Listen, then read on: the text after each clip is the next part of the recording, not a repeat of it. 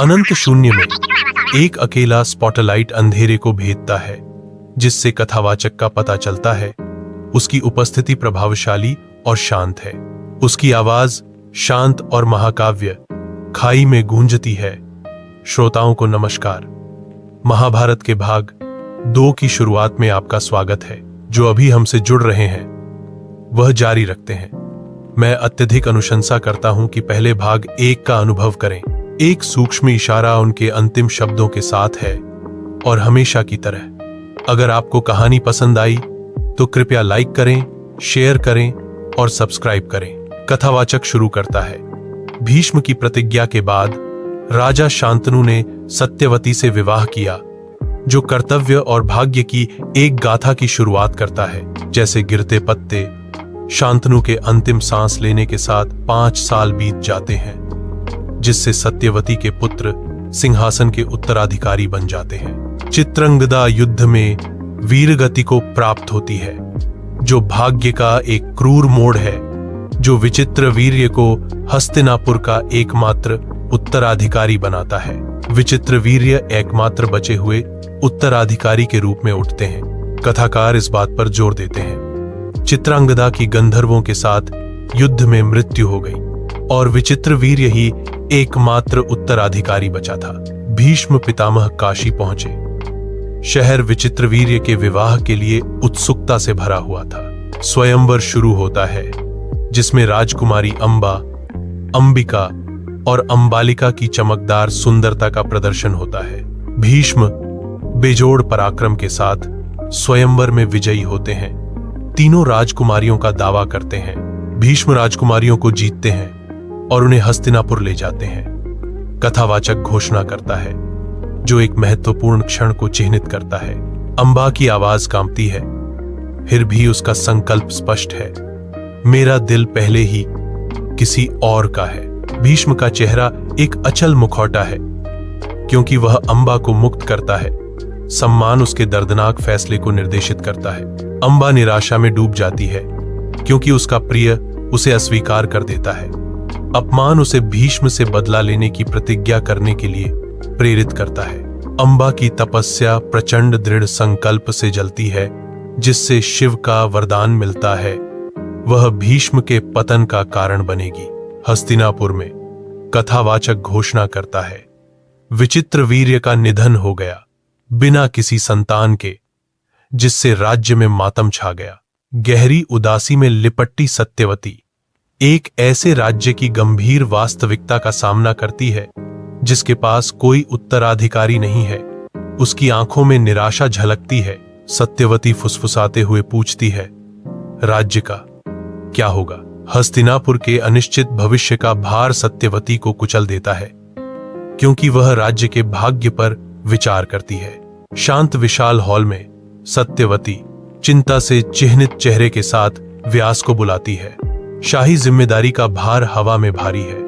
रेशम की कोमल सरसराहट हॉल में भर जाती है, क्योंकि सत्यवती व्यास से राज्य के भविष्य को सुरक्षित करने का आग्रह करती है। व्यास, मेरे बेटे, हमारे राज्य का भविष्य खतरे में है। सत्यवती गिड़गिड़ाती है। उसकी आवाज निराशा से भरी हुई है। व्यास गंभीर संकल्प के साथ जवाब देते हैं, मां, आपकी इच्छा मेरी आज्ञा है। उनके शब्द हॉल में गूंजते हैं। हस्तिनापुर महल के अंदर एक कथाकार कहानी सुनाना शुरू करता है, जो प्राचीन तपस्या और भाग्य की कहानियों से हॉल को भर देता है। व्यास की तपस्या की शक्ति से कथाकार बोलते हैं। उनकी आवाज भविष्यवाणी के भार से गूंजती है। अंबिका ने धृतराष्ट्र को जन्म दिया, जिसकी आंखें हमेशा अंधेरे में ढकी रहती हैं। एक गंभीर भाग्य प्रकट होता है। अंबालिका पांडु को जन्म देती है। उसका शरीर कमजोर है। उसका जीवन पहले श्वास से ही शारीरिक कमजोरी से चिह्नित है। कथाकार कहते हैं, एक दासी विदुर को जन्म देती है, जो एक बुद्धिमान और समझदार बालक है, बुद्धि का प्रतीक। शाही शादियों का एक दृश्य सामने आता है, जो भव्यता और परंपरा से भरा है। त्योहारों का माहौल परिवारों के एकजुट होने से घना है। धृतराष्ट्र गांधारी से विवाह करते हैं। उनकी प्रतिज्ञाएं हॉल में गूंजती हैं। पांडु ने कुंती और माद्री से विवाह किया, हर वादे के साथ गठबंधन को सील कर दिया। धृतराष्ट्र गांधारी से विवाह करते हैं और पांडु कुंती और माद्री से विवाह करते हैं। कथावाचक घोषणा करते हैं। शांत वन में पांडु का तीर तपस्या में लीन एक साधु को भेदता है, जिससे वन की शांति भंग हो जाती है। अपनी आखिरी सांस के साथ साधु पांडु को शाप देता है, मृत्यु उसे अंतरंगता में ले जाएगी।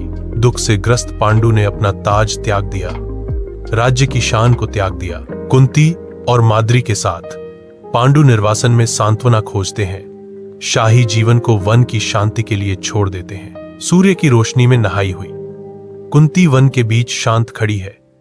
उसका भाव प्रत्याशा और दिव्य उद्देश्य का मिश्रण है। अटल ध्यान के साथ वह धर्मराज का आह्वान करती है। एक उज्जवल प्रकाश उत्तर देता है, जिससे युधिष्ठिर का जन्म होता है। हवा का एक झोंका वायुदेव को उसकी पुकार का संकेत देता है। भीम के प्रकट होने पर जंगल घूमता है, जो प्रकृति की शक्ति है। कुंती इंद्र का आह्वान करती है। अर्जुन स्वर्गीय ऊर्जा के विस्फोट के बीच आते हैं। पास ही माद्री अश्विनी कुमारों को बुलाती है। प्राचीन पेड़ों के बीच उसका दिल उम्मीद से भरा हुआ है। नकुल और सहदेव के जन्म के साथ माद्री को एक कोमल गर्मी मिलती है, जो दिव्य जन्मों को पूरा करती है। हस्तिनापुर में धृतराष्ट्र और गांधारी का वंश 100 पुत्रों कौरवों के जन्म से शुरू होता है। सबसे बड़े धृतराष्ट्र उत्तराधिकारी के रूप में खड़े हैं। उनका हृदय पहले से ही ईर्ष्या के बीजों से दूषित है। दुर्योधन के भीतर द्वेष पनपने लगता है, जिससे उसकी दृष्टि धुंधली हो जाती है और उसके भविष्य के कार्यों को रंग मिलता है। दुर्योधन को महत्वाकांक्षा जकड़ लेती है, जो उसे संघर्ष और सत्ता की निरंतर खोज की ओर धकेलती है।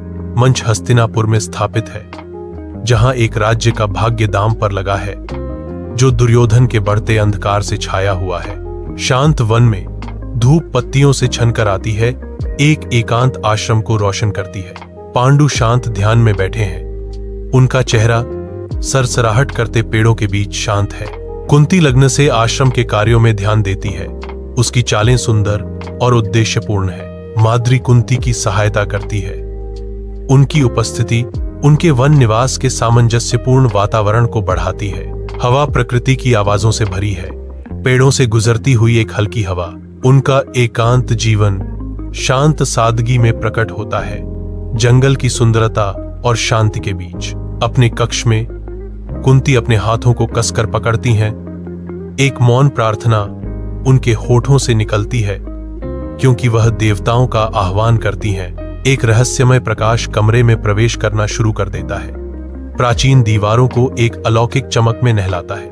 लंबी नाचती छायाएं कक्ष में झिलमिलाती हैं, जो एक अदृश्य दिव्य उपस्थिति से जीवंत होती हैं। बहुत ही हवा स्पष्ट ऊर्जा से भर जाती है, जो खेल में शक्तिशाली शक्तियों का प्रमाण है। बढ़ते दिव्य आभा के बीच कुंती का चेहरा शांत है। हर रेखा में आशा और विश्वास अंकित है। एक शांत वन में युधिष्ठिर का जन्म होता है, जो खुले आसमान के नीचे दुनिया में प्रवेश करने वाले धर्म का प्रतीक है। एक दिव्य प्रकाश वन चंदवा से होकर गुजरता है, पवित्र स्थान को रोशन करता है, जहां भाग्य खुलता है। कुंती मातृत्व आनंद से दीप्तिमान अपने नवजात शिशु को गोद में लेती है। उसका हृदय आशा और कृतज्ञता से भर जाता है। वन अपनी सांसें थामे हुए है। प्रकृति स्वयं एक भविष्य के राजा और धर्म के रक्षक के आगमन का जश्न मना रही है।